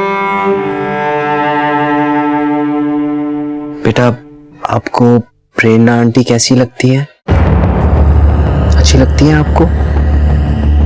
बेटा, अगर प्रेरणा आंटी आपको पसंद है तो उनको आपकी मम्मी बना दे। प्रेरणा आंटी को भी आप बहुत पसंद हैं, बहुत प्यार करती हैं आपसे, इसीलिए मैंने डिसाइड किया है कि उनको आपकी मम्मी बना देते हैं। सर, रिया को मनाने में मुझे जितना भी वक्त लगता मैं लगाता, लेकिन मुझे प्रेरणा से शादी करनी ही थी।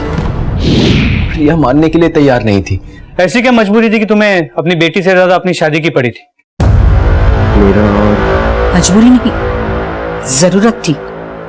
प्रेरणा और ये एक दूसरे को बचपन से जानते हैं, एक साथ बड़े हुए। प्रेरणा को तो मैंने कैसे भी मना लिया था शादी करने के लिए। सोचा कि रिया बिन माँ की बच्ची है, उसे माँ मिल जाएगी। मगर ये बच्ची को इतनी समझ कहाँ है? सर, मुझे लगता था कि मेरी गलती की वजह से मैंने रिया को खो दिया। मैंने सपने में भी नहीं सोचा था कि मेरी बेटी मुझसे इतनी नफरत करती है कि मुझे छोड़ के चली जाए।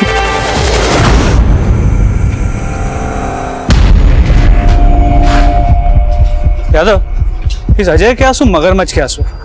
बीवी को मरे सिर्फ 6 महीने हुए हैं और ये फिर से शादी करने चला है। लगता है कि ये प्यार बड़ा पुराना है और रिया शायद रास्ते में आ रही थी, इसीलिए रिया को रास्ते से हटा दिया। सर ये भी तो हो सकता है कि प्रेरणा ने कंडीशन रखा हो अजय के सामने कि जब तक रिया उनके बीच में है वो शादी नहीं कर सकती, इसलिए अजय ने रिया को गायब किया।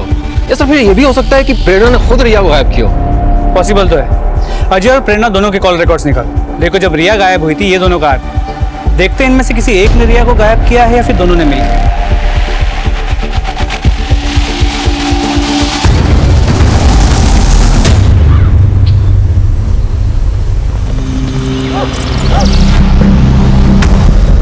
सर, एक दूध वाला बोल रहा था कि उसके दूध के डब्बे में इंसानी हड्डी मिल गई। क्या? Yes sir. दूध के डिब्बे में हड्डी? राजदीप, पहले हमें हड्डी मिली थी सरा में, फिर नाना मोह में, और ये तीनों जगह 5 किलोमीटर के दायरे में है। ये जो कोई भी है वो आसपास वाला है, वरना इतनी जल्दी हड्डियां फेंक कर गायब होना इतना आसान नहीं है।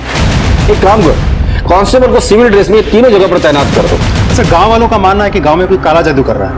ऐसा वाकई हो भी सकता है कि एक के बाद एक इंसान की बलि वो चढ़ा रहा है और उसकी हड्डियां हमें मिल रही है। नहीं राजदीप, जितने भी हमने ब्लैक मैजिक के केसेस देखे हैं उसमें इंसान की बलि चढ़ाई जाती है, लेकिन उसकी डेड बॉडी हमें मिली है और यहाँ सिर्फ हड्डियां मिल रही हैं। फिर भी ये भी एंगल चेक करके देखते हैं कौन है जो जिंदा इंसानों की बलि चढ़ाकर खुद की मुक्ति का रास्ता तैयार कर रहा है। तो सारा गांव काला जादू टोने टोटके का गढ़ है और काला जादू करने वाला सबसे बड़ा आदमी है राम नाम। देखिए साहब, आपको कोई गलत फहमी हुई है।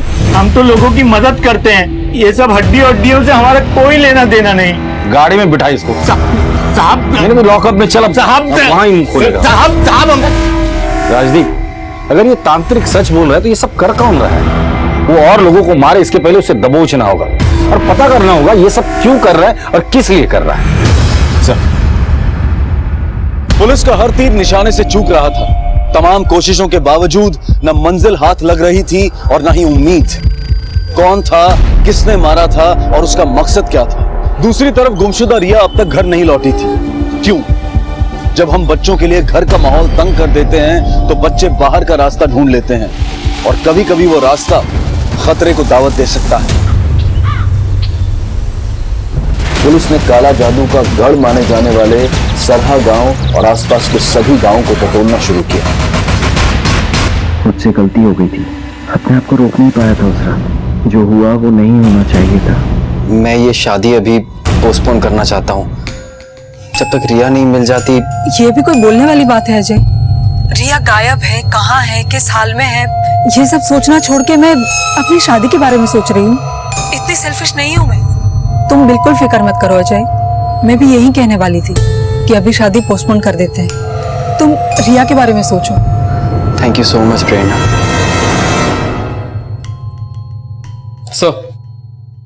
सर रिया जिस दिन गायब हुई थी अजय का फोन लोकेशन उसके ऑफिस में ही था। और सर अजय का ऑफिस रिया के स्कूल से बहुत दूर है। और हाँ सर, एक और बात, अजय ने उस दिन प्रेरणा को फोन भी किया है। सर ये देखिए प्रेरणा का कॉल रिकॉर्ड से, जिसे साफ साफ पता चल रहा है कि प्रेरणा उस दिन स्कूल के आसपास में ही थी। प्रेरणा? हाँ सर, उस दिन अजय ने मुझे फोन करके रिया के गायब होने के बारे में बताया था, क्योंकि मेरा ऑफिस रिया के स्कूल से सिर्फ 15-20 मिनट की दूरी पे है। वो चाहता था कि मैं वहां जाऊं, क्योंकि उसे वहां पहुंचने में टाइम लगता है। अजय का ऑफिस रिया के स्कूल से बहुत दूर है, टाउन में है, और मैं बहुत पहले रिया के स्कूल पहुंच गई। और जब वहां जाके मैंने सब लोगों से रिया के बारे में पूछा तो मुझे किसी ने कुछ नहीं बताया। और जब मुझे रिया कहीं नहीं मिली तो मैंने वहां आपका और अजय के आने का स्कूल पे ही इंतजार किया। क्या आप जानती है कि रिया नहीं चाहती थी कि आप और अजय शादी करें? हाँ, लेकिन मैं ये भी जानती हूँ कि रिया मुझे पसंद करने लगी थी और मुझे पूरा यकीन था कि वो आज नहीं तो कल मुझे जरूर एक्सेप्ट कर लेगी, वो समझ जाएगी। सर अगर आप ये सोच रहे हैं कि रिया के गायब होने में मेरी बहन प्रेरणा का हाथ है तो आपकी बहुत बड़ी गलतफहमी है सर। रिया बच्ची है, गुस्सा होने से ज्यादा कुछ नहीं कर सकती है। सर मेरी बहन प्रेरणा की शादी तय हो चुकी है और ये तो पता है कि अगर रिया गायब हुई तो इसकी शादी पोस्टपोन हो सकती है। ये अपने पैर पर कुल्हाड़ी क्यों मारेगी? बल्कि खुद इसने अपनी शादी की डेट आगे बढ़ाई है। सर मुझे इस वक्त अपनी शादी की नहीं पर रिया की चिंता हो रही है। आप प्लीज उसे ढूंढ लीजिए सर, पता नहीं वो कहाँ होगी, किस हाल में होगी। सर आप प्लीज उसे कहीं से भी ढूंढ लाइए सर। यादव एक बात नोटिस की, प्रेरणा से ज्यादा परेशान उसका भाई राहुल है। मतलब इस राहुल के कॉल रिकॉर्ड से मोबाइल लोकेशन निकाल। देखो जब रिया गायब हुई थी तब ये कहाँ था। देखे तो सही कि एक डाइवोर्सी बहन की शादी पोस्टपोन होने का दुख कितना जायज है। चलो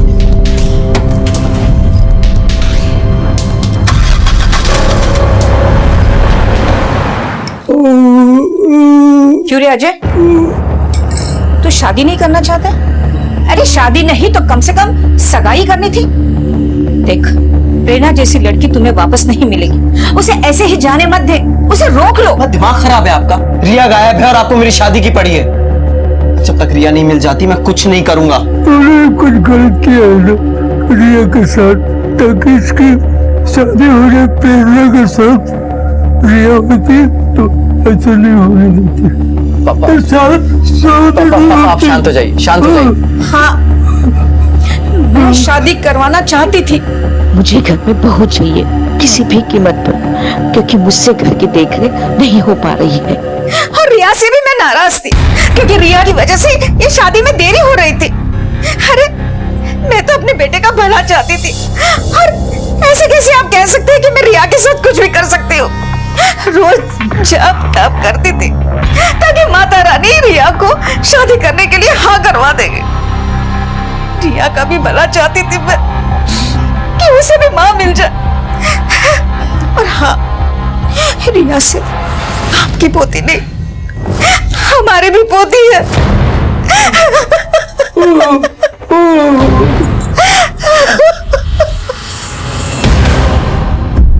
सर ये उन लोगों की लिस्ट है जो सरा गांव से गायब हुए हैं। और ये देखिए सर, ये पांचों लोग 6 महीने पहले 3 दिन के अंदर गायब हुए हैं।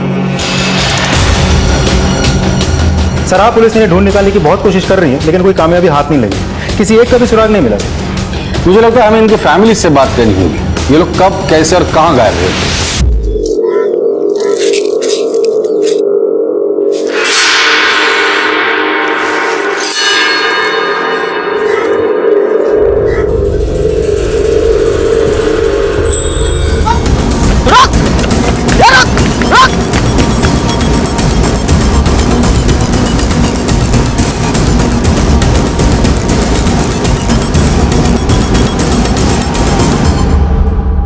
हमने कुछ ना करा साहब, हमें तो एक बोरा मिला था पिछले हफ्ते नदी के किनारे। खोल के देखा तो हड्डी। हम तो मजाक कर रहे थे साहब। गलती हो गई। तुम दोनों के मजाक की वजह से पूरे गांव में दहशत का माहौल था। और आप लोग अपने काम से कभी फुर्सत मिले तो बच्चों की परवरिश पे ध्यान दो, वरना ये लोग बड़े होकर एक दिन ऐसा मजाक करेंगे ना कि जिंदगी भर रोते रहोगे।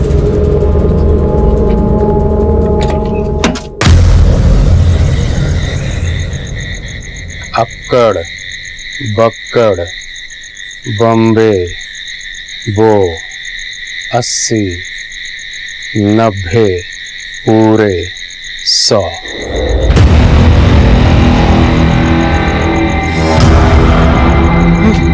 कोई कुछ बोलेगा नहीं, लेगा नहीं इधर।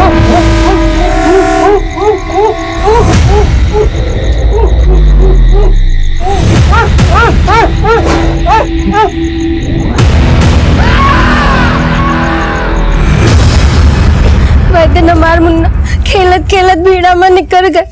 वही के साथ कोनो बच्ची भी रही। वो बच्ची तो वापस आई गई साहब, पर हमार मुन्ना कब तक कोनो पता नहीं लगा। आपने कहा आपके बेटे के साथ कोई लड़की भी वहां गई थी? हाँ साहब, वही के चक्कर में तो मुन्ना भी गया साहब। भूत प्रेत का साया है वहाँ, जो गया लौट के नहीं आया दोबारा।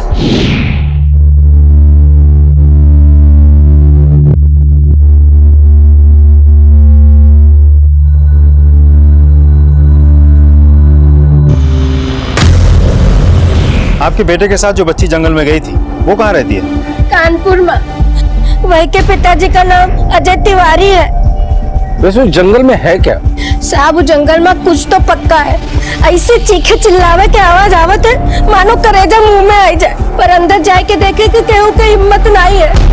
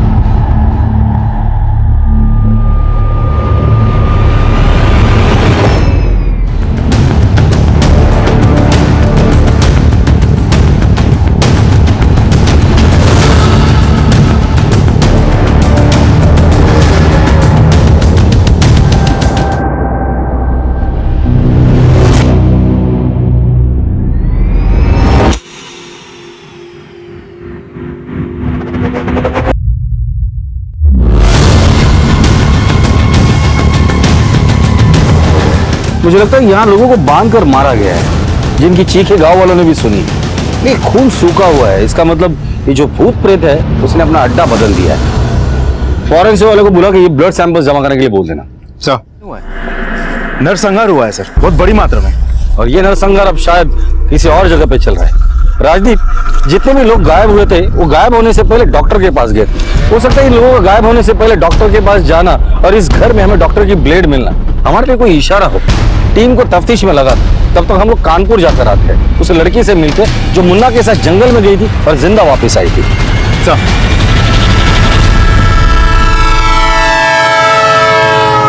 क्या वो लड़की गायब है? जी, लेकिन समझ में ये नहीं आ रहा कि वहाँ नानामाओ में गायब होने वाले लोगों की यहाँ इस लड़की से क्या कनेक्शन हो सकता है। हाँ, वो 6 महीने पहले नानामाओ गई थी, जो उसकी माँ का गांव, और अजय ने कहा था कि उसकी बीवी अपने आखिरी दिन अपने माँ बाप के साथ गुजारना चाहती है। सर कहीं ऐसा तो नहीं कि रिया ने उस दिन जंगल में किसी को देख लिया हो, या फिर ऐसा कुछ देख लिया हो जो उसे नहीं देखना चाहिए था, क्योंकि खेलते हुए जंगल में बच्चे जहाँ पहुंचे थे। ऐसा भी हो सकता है कि ये बच्ची रिया इस जुर्म की एक चश्मदीद गवाह हो और इसीलिए उसे गायब कर दिया। इस रिया के केस के इन्वेस्टिगेशन में एक बात सामने आई थी। सर एक मिनट मैं आपको कुछ दिखाता हूँ। ये देखिए सर, रिया ने अपने इस पूरी बुक में जितने भी स्केलेटन के डायग्राम्स हैं उन सबको ऐसे ही ब्लैक किया हुआ है। हो सकता है उसने वहाँ ऐसा कुछ देखा हो जिसकी वजह से वो सदमे में चली गई। मुझे सर, हेड कांस्टेबल नदीम का फोन देखो सर। हाँ नदीम बोलो। सर, हमें दयपुर और सरा से जो लापता हुए लोगों की फैमिली से बात की तो हमें पता चला है कि वो लोग कोई मेडिकल कैंप या सरा के हॉस्पिटल गए थे। और नानामाओ से गायब हुए लोग, क्या वो लोग भी डॉक्टर के पास या फ्री मेडिकल कैंप गए थे? जी सर, यहाँ नानामाओ में भी एक फ्री मेडिकल कैंप लगा था, किसी दिव्य ज्योत एनजीओ ने उसे ऑर्गेनाइज किया था। ठीक है, थैंक्स नदीम। सर हमारा शक सही निकला, गांव से लोगों के गायब होने से पहले या तो लोग डॉक्टर के पास गए थे नहीं तो फ्री मेडिकल चेकअप कैंप गए थे, जो दिव्य ज्योत एनजीओ ने ऑर्गेनाइज किया था। क्या आपको पता है कि हाल फिलहाल में रिया कभी किसी डॉक्टर के पास गई थी या नहीं गई थी, या इस केस से रिलेटेड कोई भी इंफॉर्मेशन आपके पास है? जी, एक डॉक्टर है राहुल, जो अजय और रिया का नेबर है और उनका फैमिली डॉक्टर भी। इस राहुल की एक बहन है प्रेरणा, जिसपे हमें पहले शक था, लेकिन इन्वेस्टिगेशन में वो बिल्कुल क्लीन निकली। हो ना हो, इस केस में कोई मेडिकल कनेक्शन तो जरूर है। अगर दोनों में से कोई एक केस भी अगर सॉल्व हो जाता है तो उससे हमें दूसरे केस का सुराग मिल जाएगा। राजदीप, तुम एनजीओ जाकर पता करो कि एनजीओ का कोई भी स्टाफ कभी भी कानपुर, दायपुर, सरा या नानामाओ गया था या नहीं गया था, और जो लोग लापता हुए उनके मेडिकल रिपोर्ट्स लेकर आना। सर अनुज, अगर हम इस डॉक्टर राहुल के पिछले 6 महीने के कॉल रिकॉर्ड्स निकालते हैं तो हमें पता चल जाएगा कि ये डॉक्टर राहुल नानामाओ, सरा या दयपुर कभी गया था या नहीं गया था। जी सर, नानामाओ में जो मेडिकल कैंप है वो तो हमारे एनजीओ के एनुअल प्रोग्राम का हिस्सा है, वो तो हम हर साल लगाते हैं। आप आपके स्टाफ का एक लिस्ट दे सकते हैं जो लोग आपके साथ आपके कैंप में काम करते हैं? Sure sir. सर ये रहे राहुल के पिछले 6 महीने के कॉल रिकॉर्ड्स। इस कॉल रिकॉर्ड्स को देखने के बाद अजीब बात सामने आई है सर। जिस दिन रिया गायब हुई थी उसके ठीक 2 दिन बाद राहुल आधी रात को कानपुर से ठीक 20 किलोमीटर दूर एक जंगल में था, और उसकी फोन की लोकेशन भी वहीं 2 घंटे तक थी।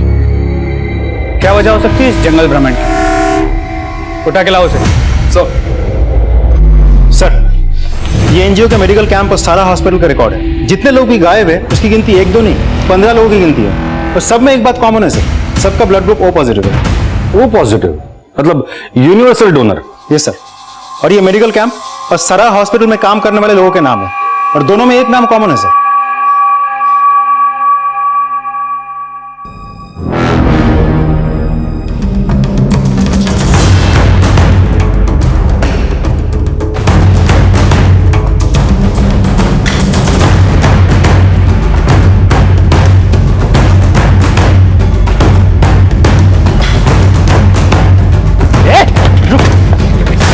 डॉक्टर कहाँ है? हाँ? तो पुलिस स्टेशन ले जाके मार मार के तेरा वो हाल करूंगा ना कि कोई भी डॉक्टर तेरा इलाज नहीं कर पाएगा। बताता हूं। तो डॉक्टर साहब, आधी रात को आप जंगल में से कौन से पेशेंट को देखने गए थे जो इतना बीमार था कि लौटने में सुबह हो गई? सर वो मैं शराब पीने जंगल में गया था। आधी रात को शहर से इतने दूर अकेले जंगल में शराब पीने के लिए? यूपी तो कोई ड्राई स्टेट है नहीं कि शराब पीने के लिए जंगल जाना पड़े। सर अकेला नहीं था, दोस्त था साथ में। दोस्त का नाम बताओ, नंबर दो। सर वो आउट ऑफ इंडिया चला गया और उसका नया नंबर नहीं है मेरे पास। नंबर नहीं? हाँ यादव, बॉडी मिल गई। गुड। सर सर सर देख, हमें रिया की बॉडी मिल गई, वहीं से जहां तू जंगल में शराब पीने गया था। अब तू खुद से सच बताएगा या तेरा ट्रीटमेंट शुरू कर दूं? सर मैंने रिया की बॉडी वहां अपनाई थी।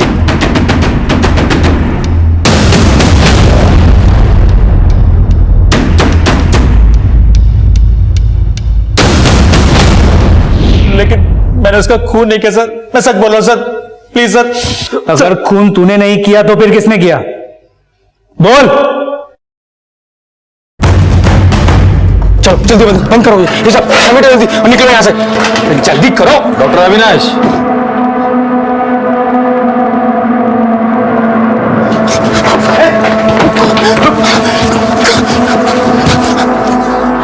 भागना है तुम्हें, भागो जा। अब मैं तेरा ऑपरेशन शुरू करूं इसके पहले अपना मुंह खोल दे, बोल।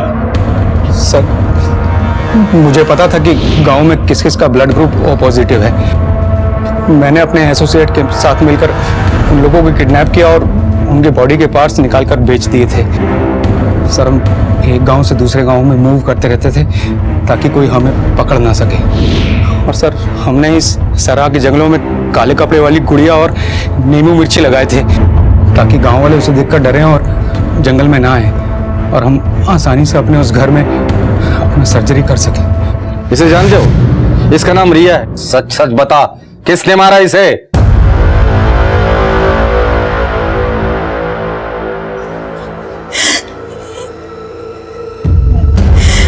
हाँ सर, रिया की मौत मेरे हाथों हुई क्योंकि मैं अजय से बहुत प्यार करती हूँ, उससे शादी करना चाहती हूँ, घर बसाना चाहती हूँ, लेकिन रिया इसके अगेंस्ट थी। वो नहीं चाहती थी कि हमारी शादी हो। उस दिन अजय ने मुझे फोन करके स्कूल जाने के लिए कहा। जब मैं स्कूल जाने के लिए निकली तो रिया बेसुध होकर सड़क पर घूम रही थी।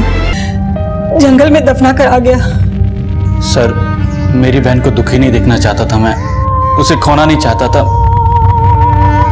इसलिए मैंने उसका साथ दिया। काश तुम और प्रेरणा ये बात समझ पाते कि किसी को मारकर या षड्यंत्र रचकर खुशी नहीं पाई जा सकती। अजय ने रिया के अंदर पनप रहे डर और तकलीफ को नहीं समझा और नतीजा रिया अजय से हमेशा के लिए दूर हो गई।